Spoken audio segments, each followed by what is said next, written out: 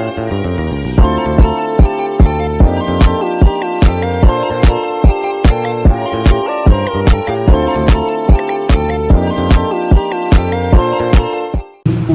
kasih saya ucapkan kepada Bapak Ibu Guru dan siswa-siswi SD seluruhnya. Jadi Om Swastiastu. Assalamualaikum warahmatullahi wabarakatuh. Salam sejahtera bagi kita semua. Namo Buddhaya Rahayu. Baik, Bapak Ibu dan anak-anak sekalian, pada hari ini saya selaku Kepala Sekolah SD 10 Peguyangan itu akan menyampaikan visi dan misi sekolah kita. Baik, saya akan mulai dari latar belakang. Jadi SD Negeri 10 Peguyangan itu terletak di tengah Kota Denpasar, yaitu tepatnya di Jalan Singosari Gang Angsa nomor 5.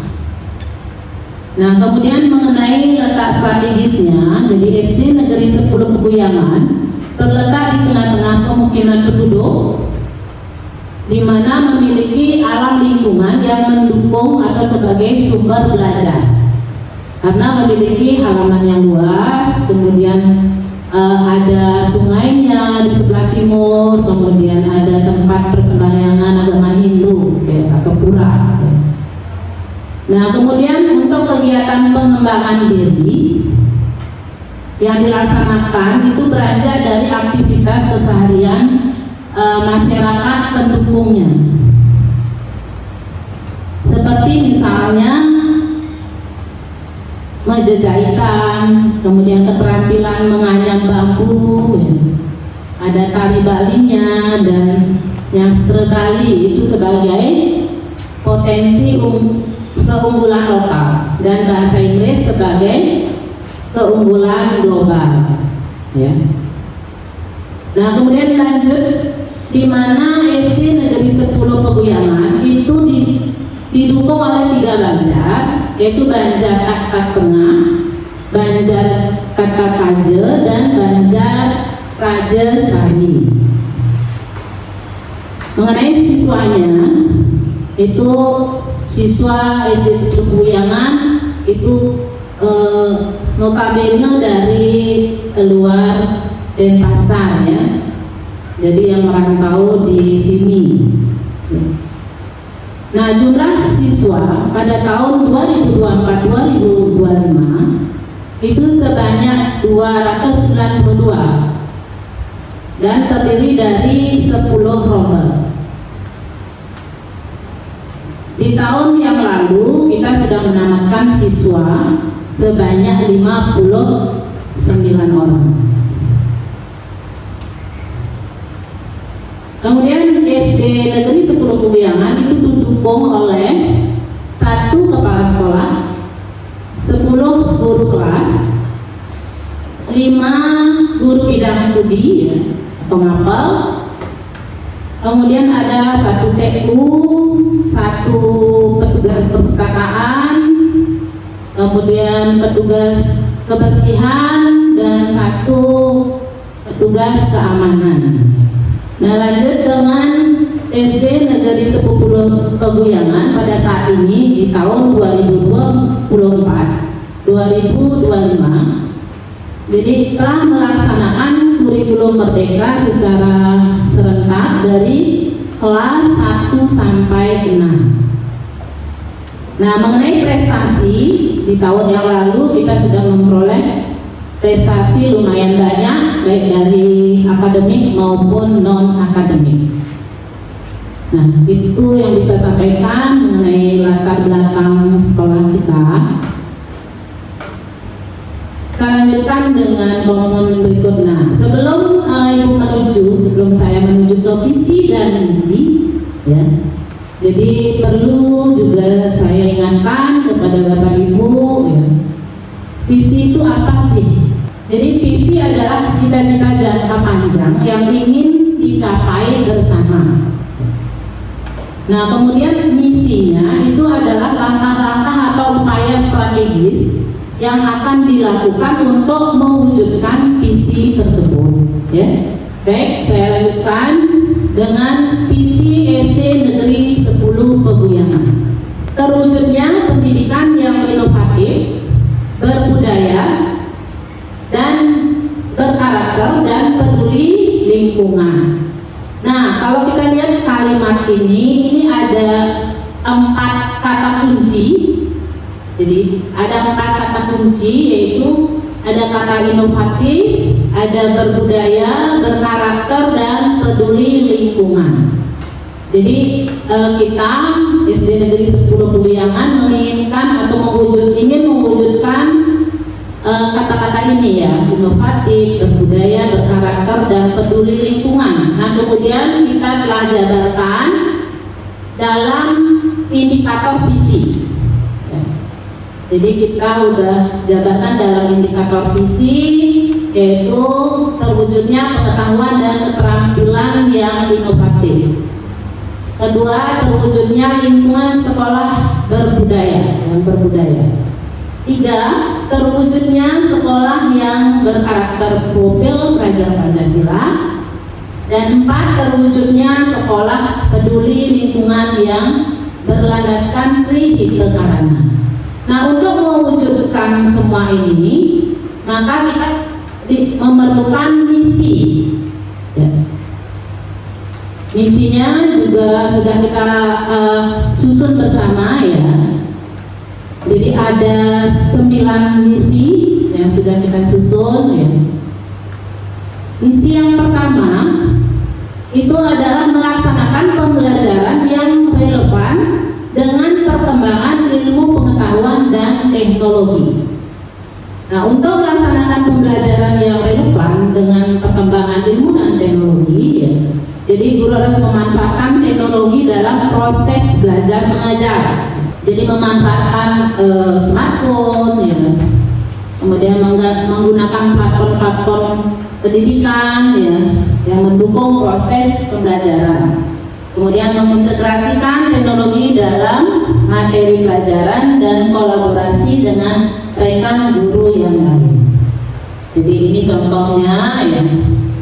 Jadi anak-anak sedang menggunakan smartphone ya, dalam proses pembelajaran, di mana materinya tentang membuat poster ya, poster dengan smartphone ya, dari aplikasi Anfa ya. Saya lanjutkan dengan misi yang kedua, mengembangkan gerakan literasi sekolah melalui kegiatan dan ajang kompetisi secara terencana dan berkelanjutan. Nah, apakah itu GLS? Jadi gerakan literasi sekolah. Nah, itu gerakan itu adalah merupakan program nasional yang bertujuan untuk meningkatkan literasi anak.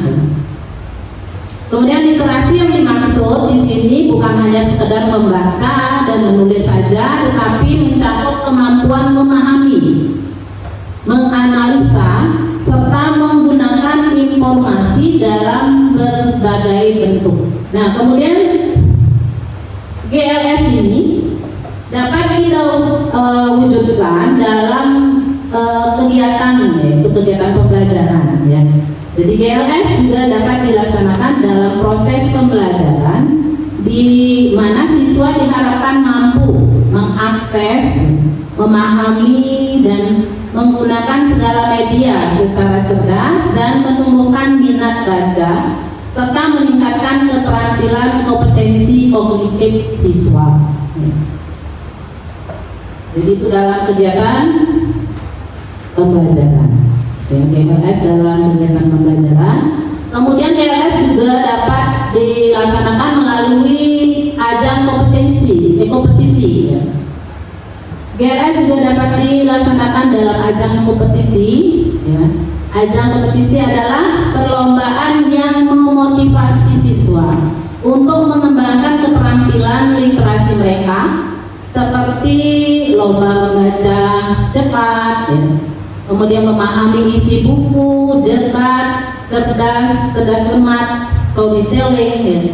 Menulis esai, cerpen, dan jurnalis. Ya. Kemudian lanjut dengan misi yang ketiga, mengembangkan potensi peserta didik melalui pembelajaran dan bimbingan yang aktif, kreatif, inovatif, kolaboratif, dan komunikatif. Ya. Nah, perhatikan di sini langkah konkret, contoh langkah konkret yang bisa dilakukan yaitu guru memberikan bimbingan aktif agar siswa memahami materi dengan baik. Ya. Kemudian guru menggunakan berbagai media dan metode disesuaikan dengan kebutuhan zaman untuk meningkatkan kualitas pendidikan. Nah, di sini peserta didik diajak untuk bekerja sama dengan teman atau guru, berbagi ide dan belajar membangun hubungan baik dalam mencapai tujuan bersama. Lanjut, ini pembelajaran dirancang untuk mendorong peserta didik berpikir di luar kebiasaan, menemukan solusi baru, menghasilkan karya yang unik sesuai keterampilan mereka, ya, tetapi sesuai kemampuan mereka. Ya. Kita lanjutkan dengan misi yang nomor 4. Melestarikan budaya lokal atau daerah Nusantara. Melestarikan budaya atau daerah Nusantara adalah upaya menjaga, melindungi, mengembangkan, dan mewariskan budaya suatu daerah kepada generasi berikutnya agar tetap hidup dan relevan dengan perkembangan zaman. Jadi budaya lokal mencakup beberapa aspek, yaitu ada bahasa, seni, kemudian tradisi, pakaian adat, upacara adat, makanan khas, arsitektur, hingga nilai-nilai dan norma-norma masyarakat. Nah, adapun langkah konkret yang bisa kita ambil yaitu untuk mewujudkannya, satu, mengenal dan mempelajari budaya lokal seperti tarian, adat, alat musik, ya, dan bahasa daerah melalui pembelajaran integrasi. Jadi seni daerah ini, ya, jadi budaya daerah ini kita integrasikan dalam pembelajaran, ya, bisa, ya.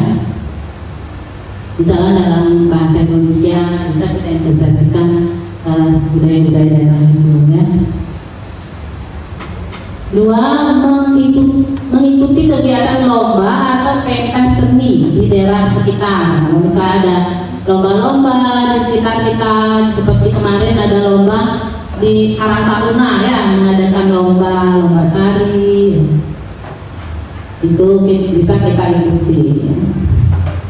Kemudian mengenakan pakaian adat sesuai dengan acara tertentu, ya.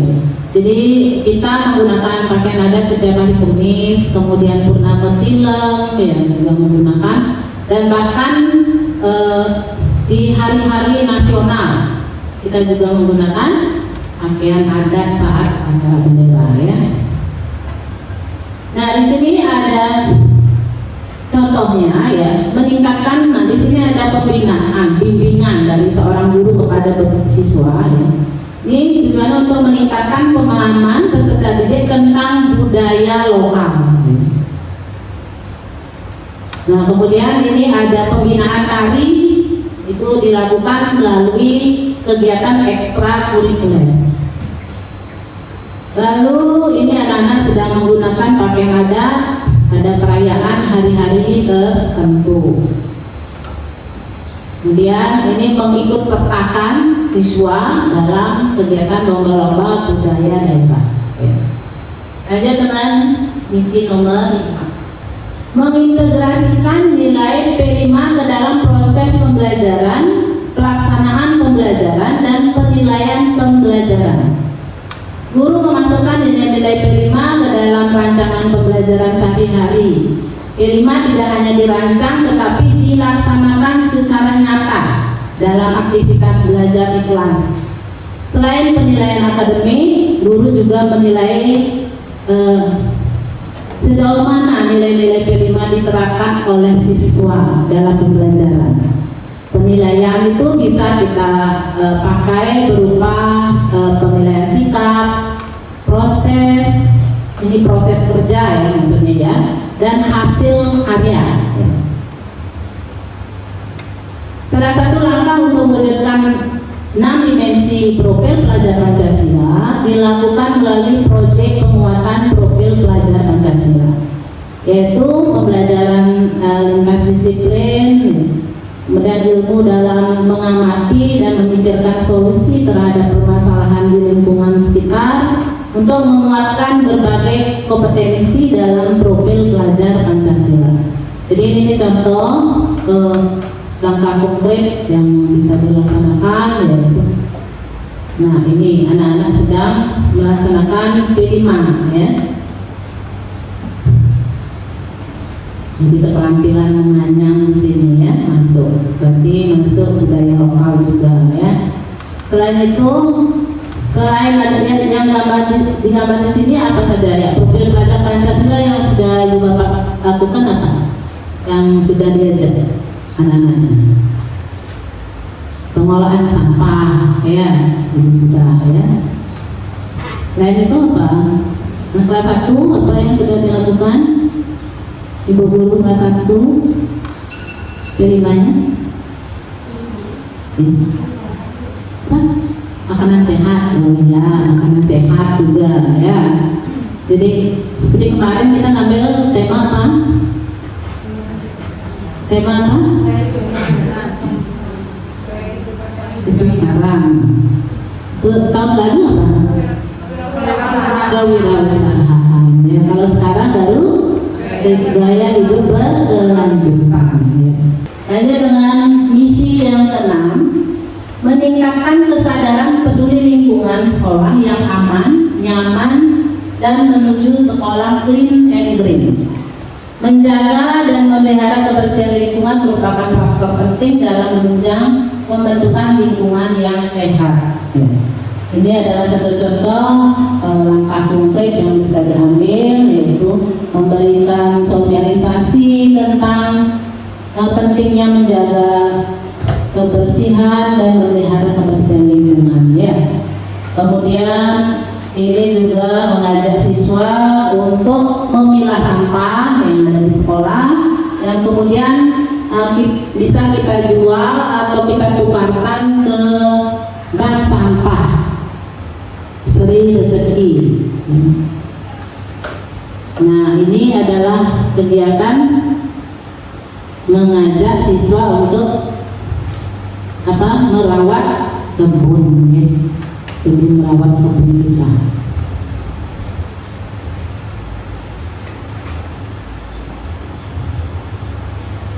Lanjut dengan nomor 7, itu menjalin kerjasama yang harmonis antar warga sekolah, masyarakat, dan lembaga lain yang terkait.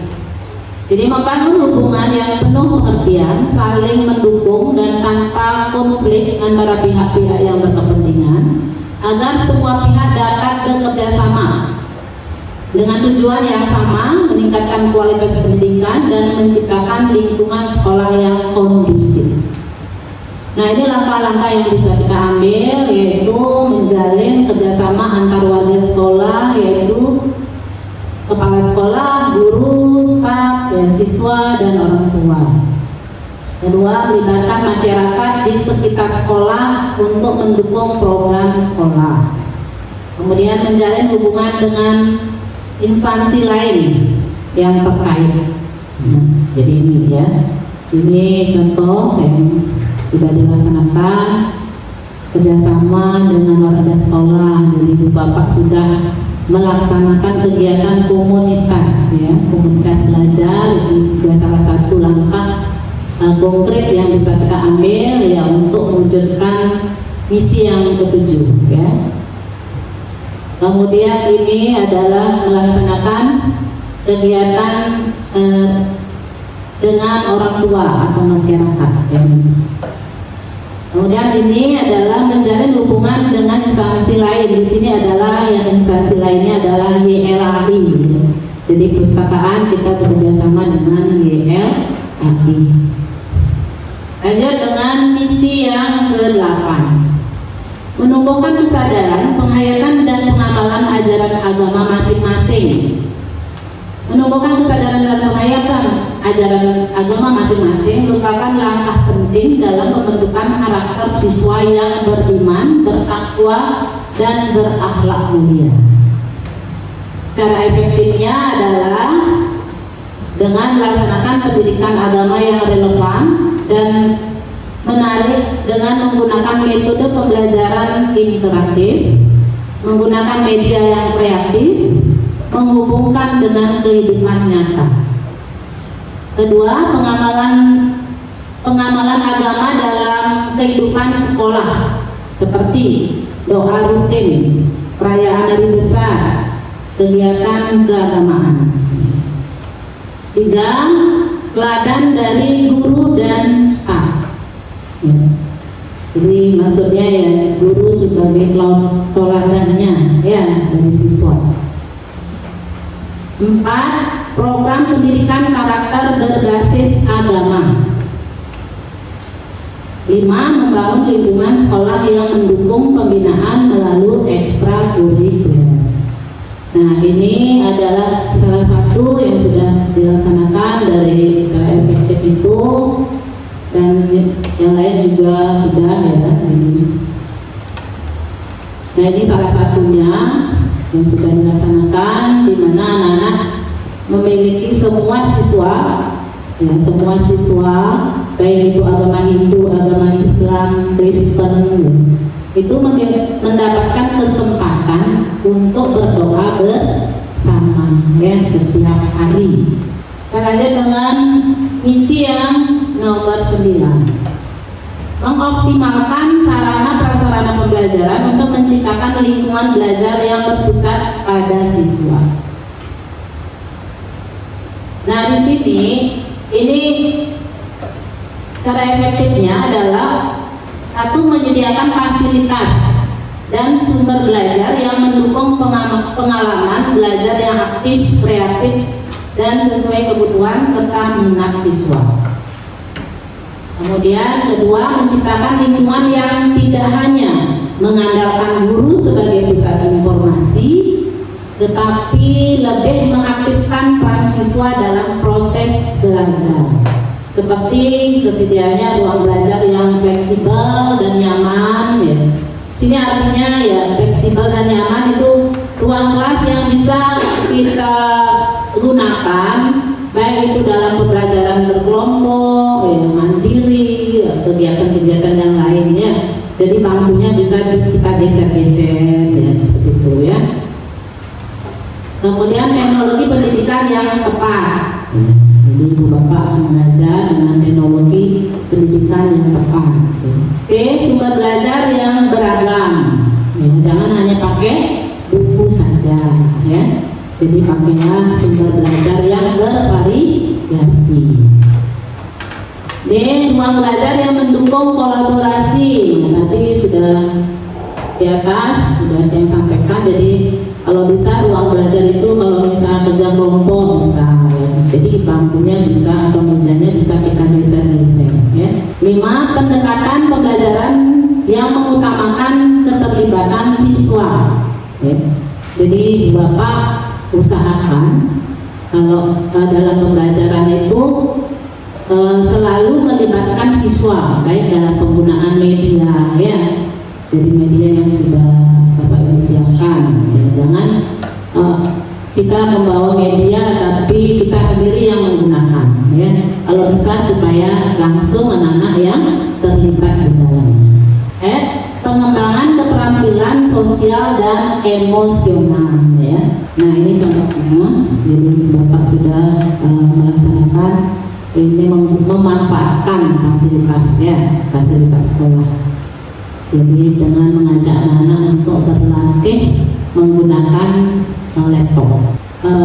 Itu misi yang sudah disusun, kita susun dan sudah sebagian kita laksanakan, ya. Sudah berjalan. Nah, sekarang kita lanjutkan nilai-nilai inti atau core values Ini adalah nilai-nilai utama yang kita ingin tanamkan kepada siswa, yaitu literasi, kemudian peduli terhadap lingkungan, nilai-nilai seperti misalnya ini, kreativitas ini ya. Ini kegiatan P5, penting menghasilkan kreativitas siswa. Kemudian ini adalah integritas. Nah, adapun program-program, ini adalah program-program unggulan sekolah kita untuk mencapai visi, yaitu mendukung tercapainya visi. Yang pertama, memberikan kesempatan kepada siswa untuk belajar melalui proyek nyata yang memerlukan penerapan pengetahuan dan keterampilan dalam konteks dunia nyata. Jadi di sini anak-anak bisa diajak ke tempat-tempat atau sebuah pabrik, atau ada di sini perusahaan-perusahaan apa ya. Boleh juga yang menjajahitan, boleh ada misalnya di sini dagang canang, ya boleh diajak ke sana ya. Gimana caranya buat cepet, kemudian menyusut bunganya, kan ada aturannya itu ya. Itu namanya jadi kerja nyata. 2. Mengadakan festival tahunan yang menampilkan berbagai kegiatan literasi seperti lomba baca puisi, lomba mendongeng, dan penulisan esai. Nah, ini bisa kita lakukan di akhir semester atau di akhir tahun ya. 3. Melaksanakan pembelajaran berbasis proyek. Jadi ibu bapak sudah melaksanakan ini dan malah sudah ada atau terjadwal ya, sudah mendapatkan alokasi waktu ya. Jadi kalau kelas rendah 1, 2, 3 itu alokasinya 7 jam pembelajarannya dalam seminggu. Sedangkan 4, 5, 6 itu 8 jam dalam seminggu. 6. Mengimplementasikan sistem bank sampah di mana siswa dapat menukar sampah yang dipilah. Nah, ini juga kita sudah kerjasama dengan bank sampah Sri Rezeki. 7. Membuat forum komunikasi rutin antar guru, orang tua, dan siswa untuk membahas perkembangan dan kebutuhan pendidikan. Jadi untuk komunitas rutin guru kita sudah melakukan setiap minggu sekali ya, di hari Sabtu melalui komunitas belajar. Kemudian orang tua, kepada guru dengan orang tua sudah kita lakukan juga, baik melalui aplikasi WhatsApp ya, WhatsApp, dan juga saat ibu bapak membagikan rapor ya, juga sudah berhubungan atau berkomunikasi tentang perkembangan siswanya ya.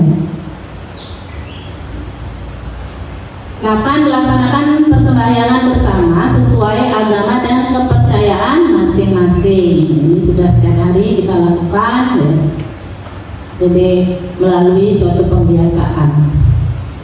9. Meningkatkan fasilitas kelas, mengembangkan perpustakaan digital, kemudian pelatihan guru untuk metode pembelajaran inovatif, serta penyediaan akses teknologi yang memadai bagi siswa. Jadi ini bisa dilakukan melalui PMM ya. Kemudian platform-platform pendidikan yang lain bisa ya, melalui online. Nah, itu program unggulan sekolah kita. Saya lanjutkan dengan partisipasi dan dukungan stakeholder. Jadi partisipasi dan dukungan stakeholder merupakan faktor penting untuk mencapai tujuan pendidikan. Visi sekolah memberikan arahan yang strategis, sedangkan misi sekolah itu menjabarkan langkah konkret untuk mencapainya. Stakeholder yang dimaksud adalah stakeholder sekolah, baik internal maupun eksternal, memiliki peran masing-masing yang saling melengkapi. Jadi yang dimaksud adalah peran guru dan tenaga pendidik, kemudian peran siswa, peran komite dan orang tua, kemudian peran pemerintah dan dinas pendidikan. Nah, apakah peran guru dan tenaga pendidik? Jadi peran guru di sini adalah mengembangkan pembelajaran yang bermutu. Kedua, mengimplementasikan kurikulum. Jadi ibu bapak saat melakukan pembelajaran harus selalu menyesuaikan dengan kurikulum yang berlaku. Tiga, membimbing dan memotivator siswa, ya. Itu tugasnya. Kemudian peran siswa apakah? Ini anak-anak perhatikan apa peran anak-anak di sekolah, ya. Jadi satu, berpartisipasi aktif dalam kegiatan sekolah, ya. Jadi kegiatan apapun yang ada di sekolah harus anak-anak aktif ikut, ya, mengikutinya, ya. Kemudian kedua, menghayati dan mengamalkan nilai-nilai yang terkandung dalam visi dan misi. Ini yang tadi Ibu jelaskan, ya. Jadi itu. Nah, kemudian peran komite dan orang tua. Nah, apakah peran komite dan orang tua? Jadi satu, mendukung program sekolah melalui sumbangan, kemudian pengadaan fasilitas atau keterlibatan langsung dalam kegiatan.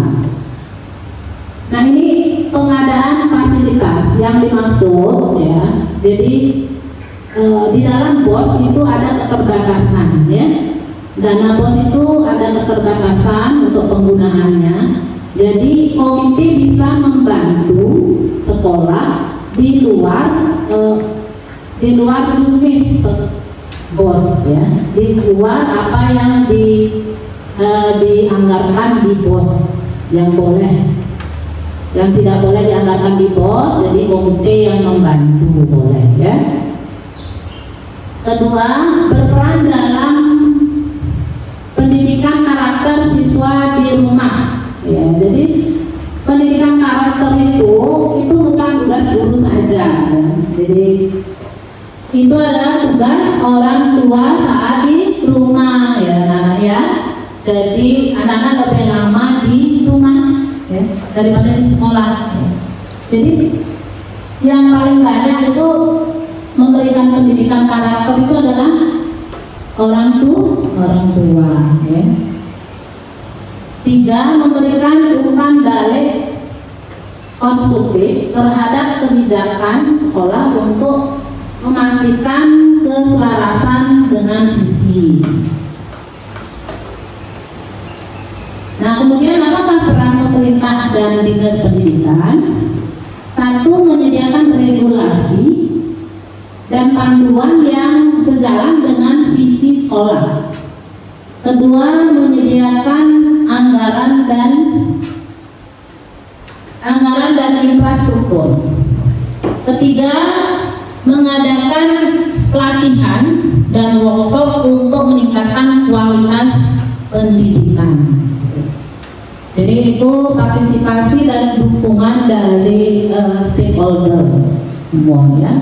Guru, siswa, komite, orang tua dan pemerintah itu memiliki tugas yang sangat penting, ya, dalam peningkatan pendidikan sekolah, ya. Jadi kita sangat memerlukan dukungan dari semua pihak jika pendidikan itu ingin maju.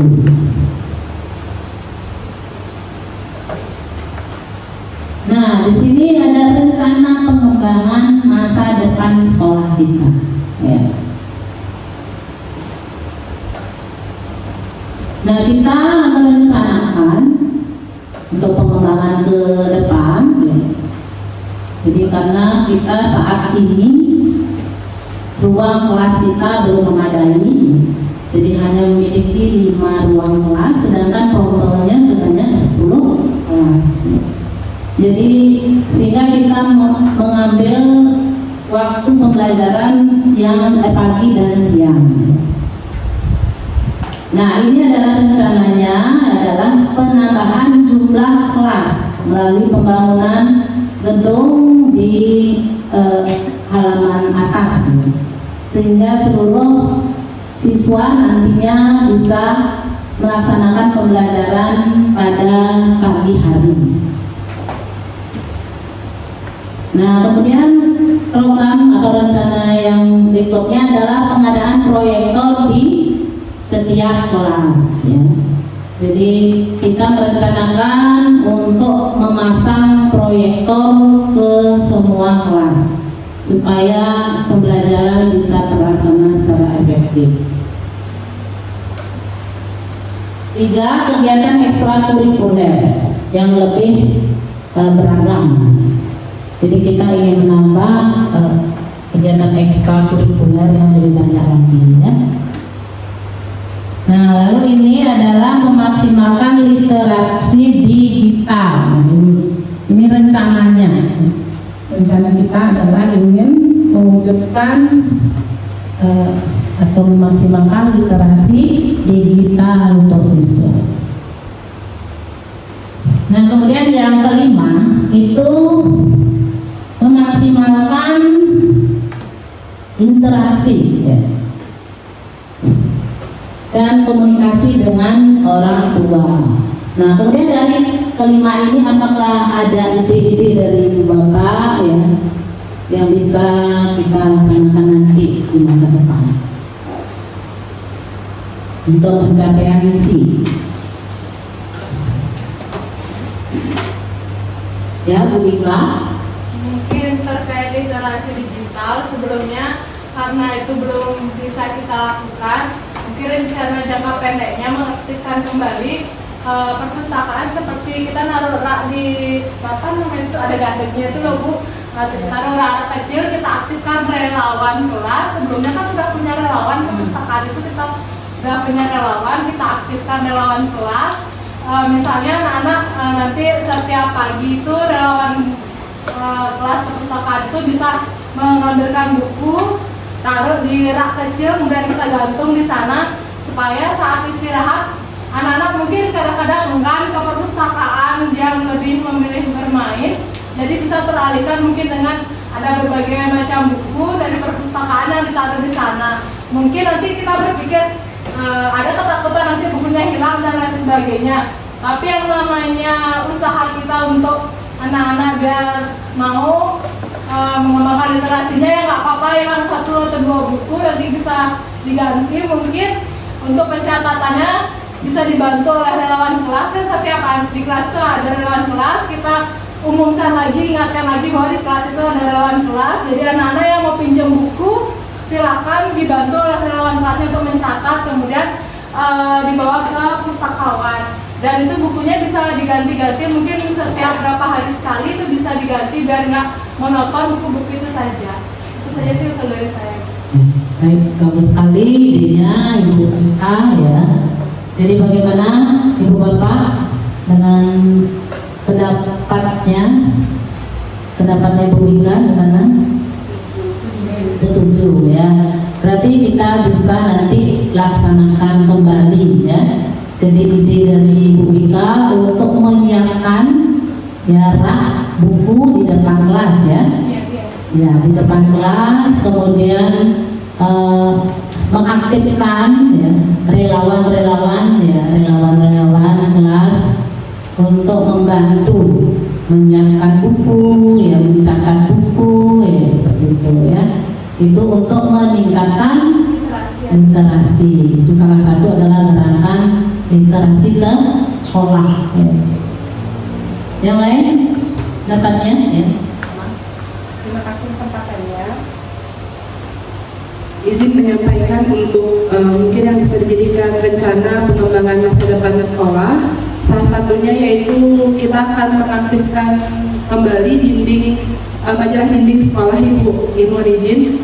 Sebelumnya kita kan memiliki majalah dinding, namun karena berbagai kegiatan dan juga tidak untuk saat ini kita belum memiliki petugas yang khusus. Jadi apakah lebih baiknya jika mading itu diberikan kepada setiap kelas, baik itu dari kelas 1 sampai kelas 6 secara bergantian, mungkin akan dibuatkan jadwal sehingga di sana bisa menampilkan kegiatan anak-anak atau hasil karya yang sudah dilakukan di setiap kelas. Jadi mungkin itu tidak akan menjadi beban ya Bapak Ibu untuk kedepannya, karena mading itu difungsikan untuk menampilkan apa sih yang sudah dikerjakan atau apa sih yang sudah dibuat oleh anak-anak kita di kelas.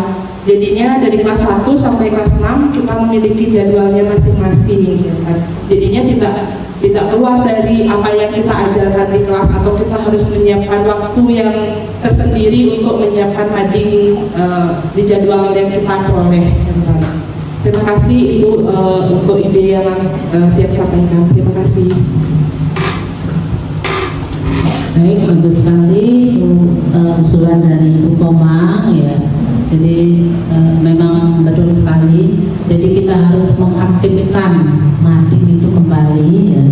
Jadi supaya mereka bisa terapresiasi ya, terapresiasi dengan apa yang sudah dia lakukan atau dia hasilkan dari hasil pembelajaran ya. Nah, mengenai teknisnya gimana Bu Komang? Apakah di masing-masing kelas disiapkan mading atau secara umum? Secara umum, berarti seluruh kelas dalam satu mading ya. Ya, baik. Nanti akan kita laksanakan di tahun berikutnya ya, masa berikutnya. Kemudian yang lain apa? Ada usulan lain lagi untuk rencana pengembangan masa depan sekolah kita? Ada usul lagi? Ya, ya baik. Nah, sekarang Ibu mau menanya dulu sama anak-anak ya. Tadi anak-anak sudah mendengarkan apa yang disampaikan, ya? Sudah? Nah, Ibu nanya yang sudah sering anak-anak lakukan. Apa sih 6 dimensi program Pancasila itu? Apa saja, Bu?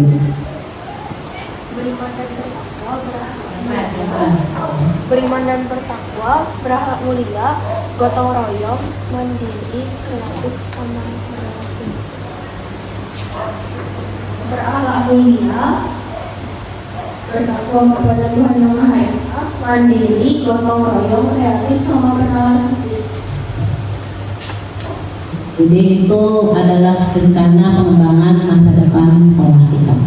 Ya, demikian yang bisa saya sampaikan mengenai visi dan misi sekolah kita, visi sebelum pemilihan.